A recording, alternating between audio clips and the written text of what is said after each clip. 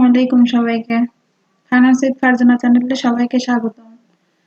আমি MBA program finance and banking ডিপার্টমেন্টের subject corporate finance, এই সাবজেক্টের ম্যাথগুলো ধারাবাহিকভাবে করিয়ে দিব।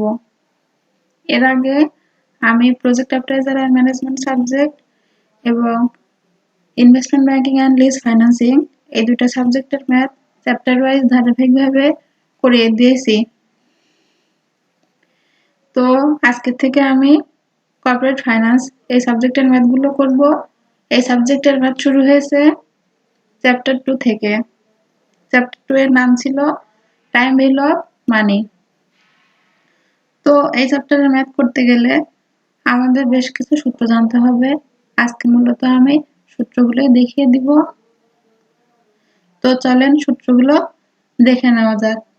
ফার্স্টে সূত্রটা দেখেন, টাকার লেনদেন একবার হলে এই সূত্রটা হবে, অর্থাৎ সিঙ্গেল। যদি টাকা একবার লেনদেন হয় কোশ্চেনে থাকে এমন, তখন আমরা এই সূত্র ধরে ম্যাথটা করব। সূত্রটা দেখেন, PV is equal to FV divided 1 plus R to the power n। যদি প্রেজেন্ট ভ্যালু বের করতে হয় সেক্ষেত্রে আমাদের FV divided 1 plus R to the power n হবে। আর যদি আমাদের ফিউচার ভ্যালু বের করতে বলে FV, অর্থাৎ ফিউচার ভ্যালু, তখন আমাদের কি হবে PV into 1 plus R to the power n। এই সূত্রটা করব। এরপরে দেখেন কি করছে এখানে, কিস্তির বর্তমান মূল্যের ক্ষেত্রে PV is equal to A into 1 divided R minus 1 divided R into 1 plus R to the power n into 1 plus R। এটা আমাদের কিস্তির বর্তমান মূল্য বের করার ক্ষেত্রে সূত্রটা ব্যবহার করতে হবে। পরবর্তী সূত্রটা দেখেন, বর্তমানের সাথে কিস্তির ভবিষ্যৎ মূল্য। বর্তমানের সাথে যদি কিস্তির ভবিষ্যৎ মূল্যটা বের করতে বলে তখন আমাদের FV is equal to A into 1 plus R to the power n minus 1 divided R হবে। এরপরে দেখেন আমি কি করছি, EIR। EIR অর্থ কি, ইফেক্টিভ ইন্টারেস্ট রেট। এটা সূত্র কি হবে আমার, দেখেন 1 plus R to the power n minus 1 into 100। আর যদি কোশ্চেনে m এর মান দেওয়া থাকে ডে অফ ম্যাচুরিটি, তখন আমাদের দেখেন এই সূত্রটা করতে হবে। তখন 1 plus R divided m, আর এখানে দেখেন উপরে to the power n into m minus 1 into 100।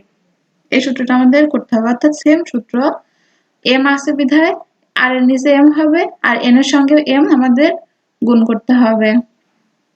আরেকটা সূত্র দেখেন, PV is equal to A divided R। এরকম এত আসে, এজন্য সূত্র এখানে লিখে রেখে দিয়েছি। এর পরবর্তী লাইনটা দেখেন কি করছি, কিস্তির অংশে সুদের হার চাইলে IR এর নিয়ম। এখন দেখেন কিস্তির চিহ্নিত ওয়ার্ড সমূহ, অর্থাৎ এটা আমাদের কিভাবে বুঝবো যে এটা কিস্তি, এই জন্য দেখেন এতগুলো ওয়ার্ড আমি এখানে লিখে রেখে দিয়েছি। যদি কোশ্চেনে accumulated, sinking fund, annuity, equal amount, every is, a year, a month, per year, per month, per week, ordinary annuity, annuity due, installment, এই কথাগুলো উল্লেখ থাকে, তখন আমরা বুঝবো এটাতে কিস্তির কথা বলা আছে। এখানে দেখেন লিখে রেখেও দিয়েছি, কিস্তির ওয়ার্ড না থাকলে সিঙ্গেল সূত্র হবে। অর্থাৎ এগুলো যদি লেখা না থাকে আমাদের, তখন আমরা এই সূত্রটা ধরে ম্যাথটা করে নিব। পিভি কিংবা ডিসকাউন্ট ভ্যালু এইভাবে কোশ্চেনে বলা থাকতে পারে, কিংবা এফভি কিংবা টার্মিনাল ভ্যালু কিংবা কম্পাউন্ড ভ্যালু এইভাবে বলা থাকে। তো পরবর্তী সূত্রটা দেখেন এখানে কি করছি, ভবিষ্যৎ মূল্যের সাথে কিস্তির সম্পর্ক। এখানে যদি কিস্তি বছরের শুরুতে প্রদান করা হয় তখন আমাদের কি করতে হবে, FV is equal to A divided R into 1 plus R to the power n minus 1 bracket close R 1 plus R। এটা বছরের শুরুতে জন্য 1 plus R টা এক্সট্রা যোগ করতে হবে। আবার সেম কোশ্চেন, সেম সূত্র, যদি m এর মান দেওয়া থাকে তখন কি করতে হবে আমাদের, FV is equal to A divided R divided m into 1 plus r to the power m 1 plus r divided m to the power n into m minus 1 bracket close. আবার দেখেন এখানে ব্র্যাকেট দিয়ে 1 plus r divided m করতে হবে, অর্থাৎ same সূত্র, শুধু r এর নিচে যেখানে r আছে ওখানে m দিতে হবে আর n into m হবে, এতটাই পার্থক্য। পরবর্তী সূত্র দেখেন, কিস্তি যদি বছরের শেষে প্রদান করা হয়, সেম সূত্র, এটা যদি বছরের শুরুতে প্রদান করা হয় তখন আমাদের এইভাবে ফিউচার ভ্যালু বের করতে হয়, আর যদি বছরের শেষে প্রদান করা হয় তখন FV is equal to A divided R into 1 plus R to the power n minus 1 করতে হবে। আর যদি m এর মান দেওয়া থাকে সেক্ষেত্রে FV is equal to A divided R divided m into 1 plus R divided m to the power n into m minus 1 করতে হবে।